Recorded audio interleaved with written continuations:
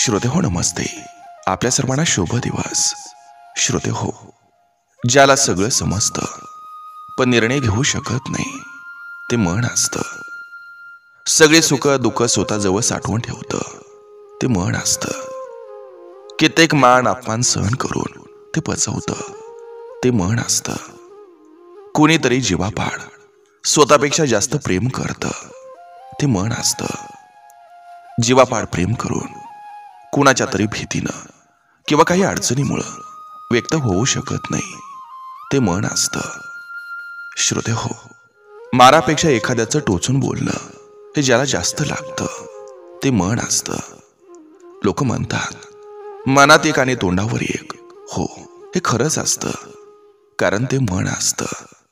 नक्की विचार करा. चला, आजही आपल्यासाठी सुंदर विचारांची ही शिदोरी, ही मालिका अशीच पुढे घेऊन आलोय. चला करूया सुरुवात सुंदर विचारांना, सुंदर सुविचारांना.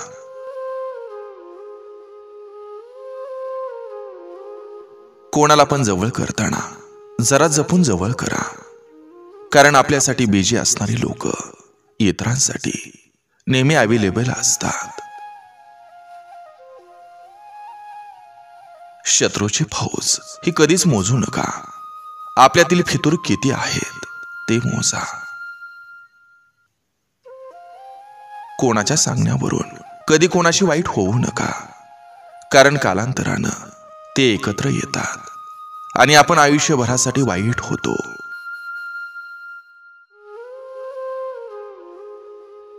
सगळं काही हवं तसं मिळत नाही. कुठंतरी तडजोड ही करावीच लागते. जिंकायचंच असेल तर जखमा किती झाल्या त्याचा विचार करायचा नसतो. अपेक्षा आणि वास्तव यांच्यातील प्रवास म्हणजे आयुष्य.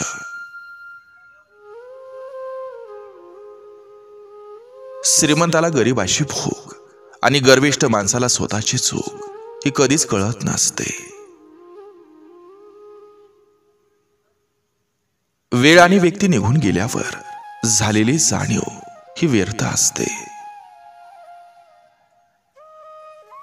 नाव खराब केल्यानं कोणाचं अस्तित्व संपत नसतं, कारण नाव पण त्यांचंच खराब केलं जातं ज्यांचं नाव कायम चर्चेत असतं.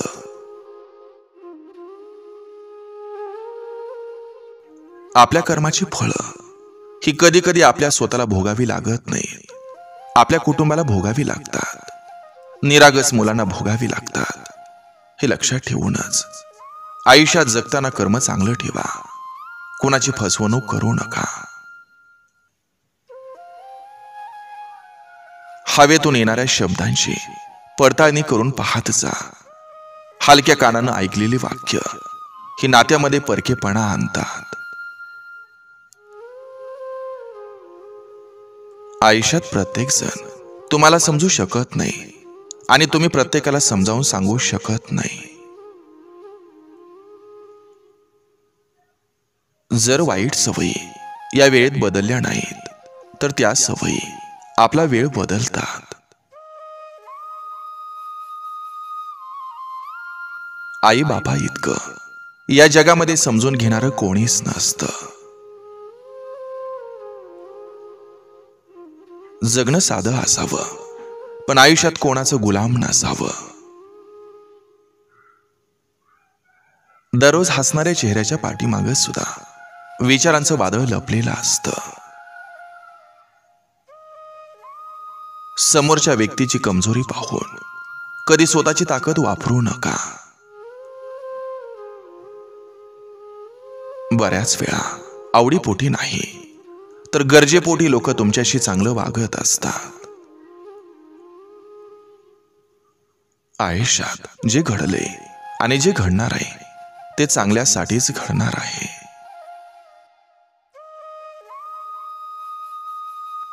समाधानी माणूस नेहमी आनंदी असतो, कारण त्याच्याकडे जे थोडंसं असतं ते त्याला स्वतःसाठी पुरेसं वाटतं.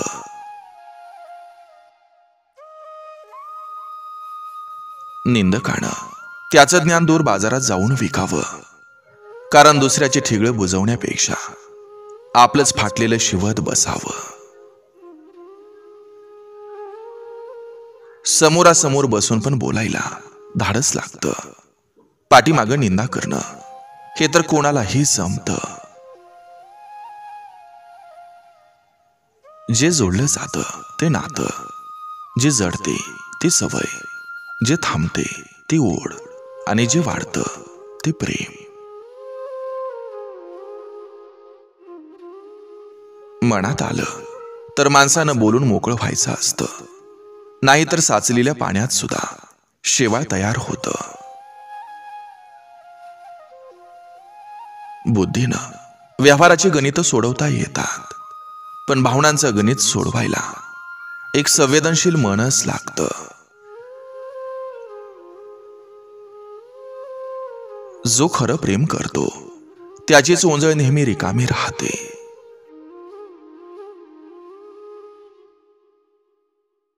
किंमत त्यांचीच होते जो विचारानं मौल्यवान असतो. लोक पैसा संपत्ती मिळवतात, पण हे सगळं कशासाठी आणि कोणासाठी हेच विसरतात. ज्यांच्यासाठी मिळवायचं त्यांना जर तुम्ही आनंदी समाधानी ठेवू शकत नसाल तर तुमच्या पैशाची, संपत्तीची किंमत शून्य असते. मनातलं मनापर्यंत पोहोचायला दोन्ही मनं मोठी असावी लागतात. आयुष्यात काही सोडायचं असेल तर सगळ्यांकडून अपेक्षा करणं सोडून द्या. प्रत्येक व्यक्तीमध्ये गुणवत्ता आणि कमतरता दोन्हीही असतात. फरक इतकाच असतो की जो मनापासून बघतो त्याला गुणवत्ता दिसते, आणि जो तपासून बघतो त्याला कमतरता दिसते.